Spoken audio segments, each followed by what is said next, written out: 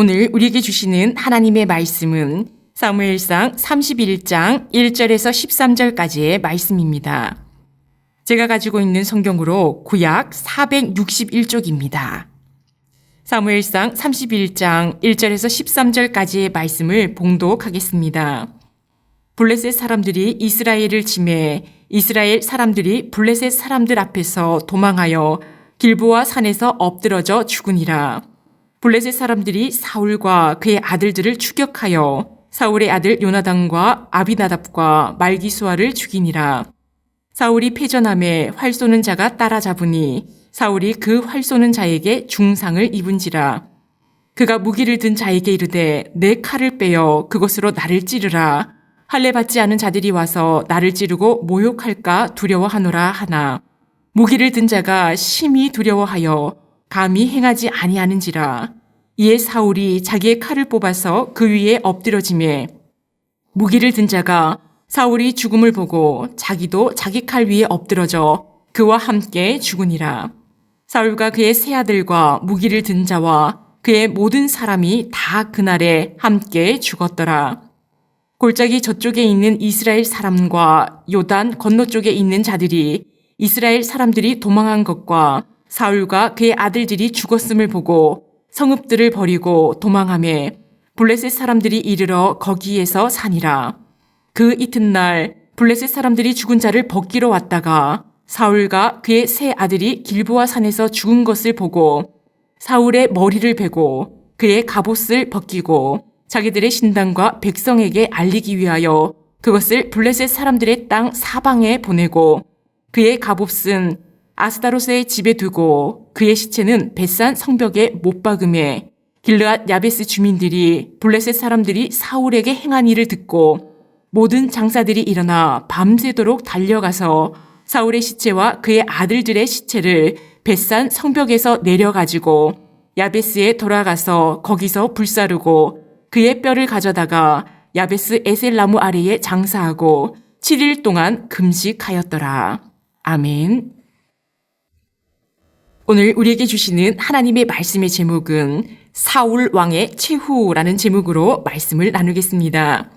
사무엘상 30장의 말씀에서 다윗의 모습은 아침 햇살같이 점점 밝아졌습니다.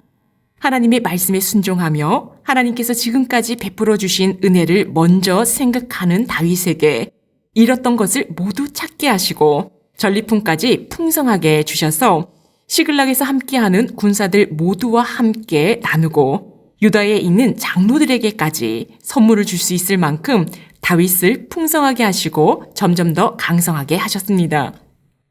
그러나 31장의 사울의 모습은 캄캄한 밤의 모습입니다. 블레셋과 이스라엘의 전쟁이 시작되었고 블레셋이 이스라엘을 침공하였지요. 전쟁은 얼마 되지 않아 순식간에 끝이 납니다. 이스라엘에서 진을 쳤던 이스라엘 군사들은 블레셋군을 피하여 도망하였지만 그 주변 지역을 크게 벗어나지 못하고 길르앗산에서 죽임을 당합니다. 블레셋 사람들은 사울과 그 아들들인 요나단, 아비나답, 말기수아를 쫓아갔지요. 먼저 사울의 아들들이 블레셋 군에게 죽게 됩니다. 사울 역시 블레셋의 활 쏘는 자로 인해서 치명적인 상처를 입었습니다. 사울이 무기를 든 자에게 칼을 뽑아 자신을 찌르라고 하지요. 할례 없는 자들이 사울을 찌르고 모욕할까 두려우니 자신을 칼로 찌르라고 합니다. 하지만 무기 든 자는 왕에게 감히 그러지 못하지요. 그래서 사울은 자기 칼을 빼어들고 그 위에 엎드러졌습니다. 자결을 한 것이지요. 무기 든 사람도 사울이 자결한 것을 보고 자기도 따라 죽습니다. 이렇게 한날에 사울과 사울의 세 아들이 함께 죽음을 맞습니다. 다음날 블레셋 사람들이 죽은 자를 벗기러 왔습니다. 죽은 자의 옷과 갑옷을 벗겨가는 것이지요. 사울과 그의 세 아들이 길보아 산에서 죽은 것을 보았습니다. 그들은 사울의 머리를 베고 그의 갑옷을 벗기고 블레셋 신당과 모든 곳에 이 소식을 전했습니다. 아스다롯 신전에 사울의 갑옷을 가져다 두었지요. 자신들의 신 아스다롯이 여호와를 이겼다는 의미를 갖습니다. 사울이 불순종함으로 맞은 최후의 모습은 하나님의 영광까지 가리게 되었습니다. 블레셋 사람들이 머리가 베어지고 갑옷을 벗겨가서 나체인 사울의 시체를 모든 사람들이 보도록 벳산 성벽에 못 박아 매달았습니다. 사울의 세 아들도 마찬가지로 벳산 성벽에 매달렸지요. 사울의 불순종함의 죄가 요나단과 같이 용사이며 하나님의 말씀을 따르고 다윗을 도왔던 그 행위들을 능가했습니다. 또한 사울을 따르던 이스라엘 군사와 백성들도 위태로워졌지요. 하나님의 말씀에 불순종하고 하나님이 떠난 자의 최후의 모습은 너무나 비참한 모습입니다. 그러나 길르앗 야베스 주민들이 이 소식을 듣고 밤새도록 달려 벳산으로 옵니다. 사울과 그 아들들의 시신을 벳산 성벽에서 내려서 길르앗 야베스로 가져와 화장을 시키지요. 길르앗 야베스 사람들은 사울 왕에게 큰 은혜를 입은 사람들입니다. 사무엘상 11장 말씀에서 암몬 왕 나하스가 길르앗 야베스를 치려고 할 때 야베스의 모든 사람들이 암몬 왕 나하스에게 조약을 맺자고 하였습니다. 그런데 나하스는 너희의 오른쪽 눈을 다 빼야 조약을 맺겠다고 하였지요. 이때에 사울이 이스라엘 사람 33만 명을 모으고 암몬을 쳐서 승리합니다.